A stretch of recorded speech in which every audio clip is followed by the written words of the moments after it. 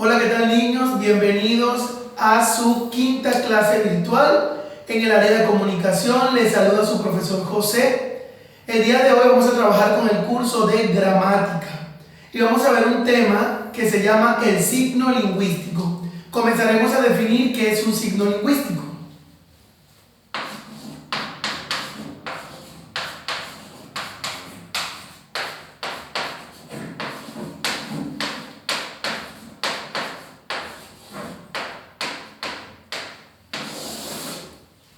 Hoy veremos entonces, como les dije, qué es el signo lingüístico. No es más que una unidad perceptible que emitimos los seres humanos cuando hablamos o cuando escribimos. Se dice que el signo lingüístico es perceptible porque a través de nuestro oído o a través de nuestra vista podemos captarlo. Si de repente alguien me habla, yo a través de mi oído puedo escucharlo. Y si alguien me escribe, yo a través de mi vista puedo leerlo. Por eso es que se dice que el signo lingüístico es un elemento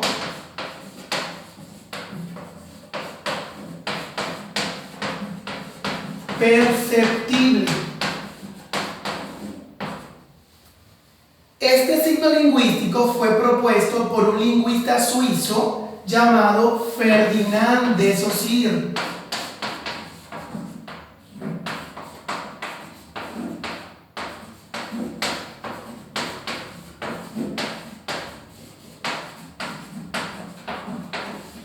A finales del siglo XIX.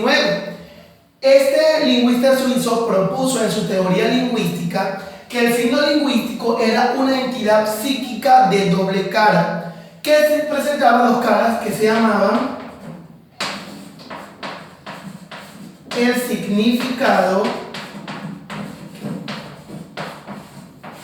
y el significante.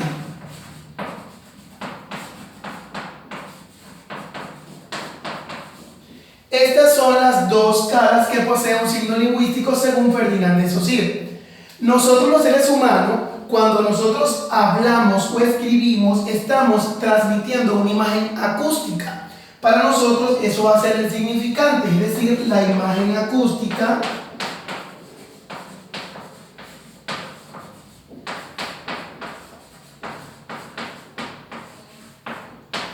o también lo podemos llamar el sonido que emitimos cuando hablamos.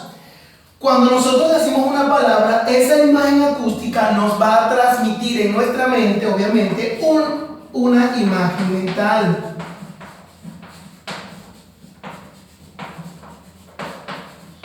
Es decir, que la imagen mental viene siendo el significado. Un ejemplo claro que les voy a poner. De repente, yo coloco y digo la palabra barco. Cuando yo menciono la palabra barco, automáticamente esta va a ser la imagen acústica porque es el sonido que yo estoy escuchando. Mi cerebro lo va a captar y automáticamente me va a transmitir una imagen más o menos como esta.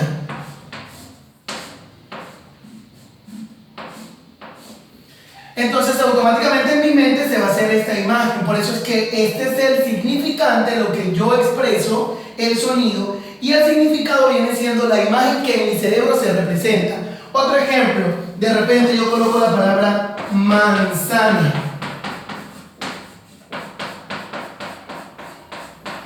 La palabra manzana viene siendo el significante porque es el sonido que yo emití.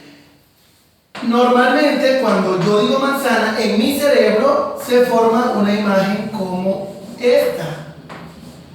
Entonces automáticamente, para que el signo lingüístico pueda existir, tiene que tener ambas caras. No puede solamente tener significante y no tener significado, o tener significado y no tener significante, sino que tienen que estar las dos caras unidas. Es como una moneda que tiene doble cara. ¿Qué pasa? De repente el significado, que sería por ejemplo en el caso de manzana, tú te la imaginas roja. Yo me imagino la manzana verde. Otra persona se imagina la manzana amarilla. Pero todos nos imaginamos el mismo concepto de manzana, es decir, la misma idea. Una fruta que se utiliza para hacer postres, aguas, entre otros. ¿Ya? Muy bien. ¿Qué pasa? Este signo lingüístico posee unas características importantes que vamos a ver el día de hoy.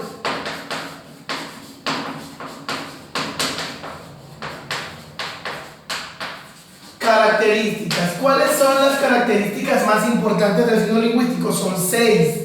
La primera es el carácter biplánico, es decir, que el signo lingüístico es biplánico. ¿Qué significa biplánico? Bi viene de dos y plánico viene de planos. Quiere decir que el signo lingüístico tiene dos planos. Lo acabo de explicar aquí. Es decir, que tiene el significado y también tiene el significante. En otras palabras, el significante o sonido se llama plano de la expresión, porque es lo que yo estoy expresando cuando hablo o cuando escribo. Se llama plano de la expresión. Y el significante, y el significado se llama plano del contenido. Entonces repito, biplánico porque tiene dos planos, el significante y el significado. El significante lo llamamos plano de la expresión y el significado lo llamamos plano del contenido. Esa es la primera característica. La segunda característica del signo lingüístico es que es un signo lingüístico lineal. ¿Qué significa que el signo lingüístico sea lineal? Que las palabras se forman por fonemas, que son las letras, y cada letra va una al lado de la otra en forma de línea. Por ejemplo, si yo digo la palabra bicicleta, te das cuenta que esto es una sola palabra, un solo signo lingüístico, pero que se forma con 1, 2, 3, 4, 5, 6, 7, 8, 9 letras que va una al costado o al ladito de la otra formando una cadena. Quiere decir que es lineal porque los fonemas se arman uno al ladito del otro para que la palabra pueda tener un sonido y pueda remitir a un significado. Esa es la segunda característica. La tercera característica es que el signo lingüístico es arbitrario. ¿Qué significa que es arbitrario? Te voy a explicar con estas palabras. Normalmente nosotros conocemos las palabras de un idioma, pero cuando las personas tenemos la capacidad de comunicarnos en otros idiomas, utilizamos diferentes significantes, pero lo asociamos con un mismo significado. Es decir, que el ser humano va a adecuar al signo lingüístico de acuerdo al contexto donde se va a desenvolver. Por ejemplo, yo te dibujo esto. Imagínate que esto es una mesa. Imagínate que esto es una mesa, las cuatro patitas, y esta es la parte donde colocamos las cosas. Si yo de repente estoy hablando en castellano o en español, mi significante va a ser mesa. Es decir, que este va a ser el significante número 1. De repente, si yo me voy al inglés, digo table. Quiere decir que este va a ser el significante número 2 porque estamos hablando en inglés. Pero de repente si yo me voy a francés,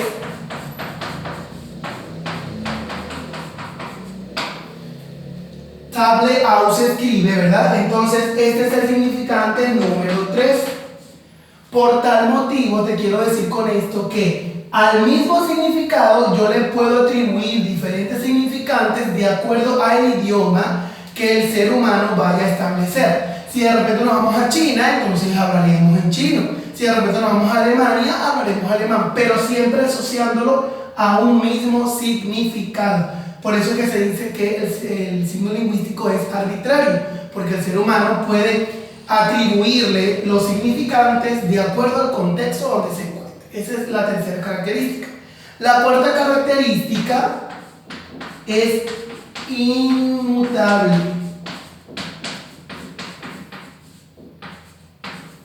¿Qué significa que el signo lingüístico sea inmutable? Inmutable es que no puede cambiar. Mutabilidad es que cambia, pero inmutabilidad es que no cambia. Es decir, normalmente nosotros los seres humanos no podemos cambiar las palabras de un idioma. Simplemente nosotros podemos transmitirlas de generación en generación. Entonces nosotros aprendemos a hablar es por las palabras, los signos lingüísticos que nuestros antepasados han utilizado. Por eso se dice que es inmutable, porque él solamente se va a transmitir de una generación a otra. Eso es inmutabilidad. La 5 es mutable. Ahora te explico por qué es mutable. Te expliqué en la primera que era inmutable porque no podíamos cambiarlo en corto plazo, porque se transmite de generación en generación. Pero mutabilidad, o sea que es mutable, el signo lingüístico va a cambiar a largo plazo. ¿Por qué? Porque nosotros somos hablantes del castellano, y castellano se desprende del latín, que es una lengua romance, es una lengua muerta. ¿Por qué se llama lengua muerta? Porque sencillamente no existen hablantes de ese idioma. Entonces, normalmente las palabras de latín se han transformado en palabras castellanas, y por eso es que el signo lingüístico ha cambiado. Por ejemplo, te coloco la palabra, antes era oculus. Oculus en castellano es ojo. Entonces, normalmente la palabra latina era oculus, porque el castellano se desprende del latín. Pero en el momento de que el latín desaparece, esta palabra se transforma a ojo en castellano, que es lo que nosotros conocemos como ojo. Por tal motivo, te das cuenta que a lo largo del tiempo el signo lingüístico puede mutar, puede cambiar. No lo decidimos nosotros los hablantes, simplemente es a lo largo del tiempo. Como ojos, otras palabras más. Y la última característica, que es la 6, es articulado. ¿Qué significa que el signo lingüístico sea articulado? Que nosotros estas palabras, los signos lingüísticos, podemos descomponerlas en unidades más mínimas. Siempre presentan doble articulación. Te lo voy a colocar por aquí. La primera articulación y la segunda articulación. En la primera articulación lo llamamos morfemas, y en la segunda articulación lo llamamos fonemas. Por ejemplo, rápidamente, yo digo de repente arbolito, lo que habíamos hablado en la clase de formación de palabras. Arbolito. Cuando yo descompongo esto en forma de morfemas, queda la raíz, que es árbol, y el sufijo, que es ito, ¿verdad? Esta es la primera articulación, que yo puedo separar este signo lingüístico en diferentes morfemas. Pero cuando lo digo en la segunda articulación en fonema, entonces yo lo tengo que separar así.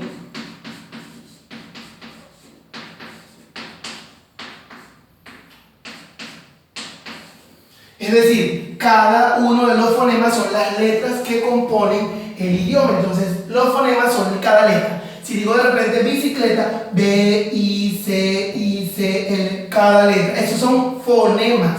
Y morfema es la raíz con los afijos. Pueden ser prefijos o pueden ser sufijos. Ahora, recapitulando la clase del día de hoy. Signo lingüístico, elemento perceptible que podemos emitir, que podemos percibir cuando hablamos o cuando escribimos. Fue propuesto por Ferdinand de Saussure, un lingüista suizo, en el siglo XIX, presentando doble escala: el significante, que es la imagen acústica o el sonido, y el significado, que es la imagen mental o la idea que se representa. El ejemplo, te coloqué barco y tú te asumes en tu mente la palabra barco, cómo es, de qué forma. Igual manzana. Luego nos vamos a las características. La primera es que es biplánico, es decir, que contiene dos planos: el plano de la expresión, que es el significante, y el plano del contenido, que es el significado. La segunda característica es que es lineal, es decir, que los signos lingüísticos se componen de fonemas, uno al costado del otro. Arbitrariedad, que yo puedo utilizar cualquier significante de acuerdo al idioma para un mismo significado. Inmutable, que no va a cambiar, se va a transmitir de generación en generación. Inmutable es que a lo largo del tiempo el idioma va a ir cambiando de acuerdo a cómo se va desprendiendo, como en el caso de ojos. Y el último es articulado, tiene doble articulación. La primera articulación es morfemas, recuerda, raíz y los afijos, y la segunda articulación son los fonemas. Ahora sí, ¿cuál va a ser la actividad domiciliaria de tu parte? Voy a colocarla por aquí.